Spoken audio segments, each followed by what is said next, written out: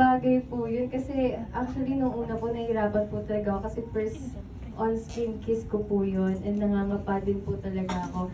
And nung nabasa ko po yung tweet niya yun, parang ala, thank you. Parang na-appreciate ni Direk yung ginawa ko, effort ko nun. Awkward ba? Kamusta yung kiss? Oo. Yung walk us through na kunwari nandun kami. Hindi po ganun kadali kasi kahit smack lang po siya kasi kailangan magmukhang accidental kiss yung kiss. Eh, yun po yung mahirap doon kasi parang ang hirap mag-kiss ng, di ba po naka-akap po sa likod? So parang doon po kami nag-struggle. So ilang take yun? Parang nakaraming take. Hindi naman po ganun kadami kasi yung mga practice naman po namin. Minsan parang... Ay!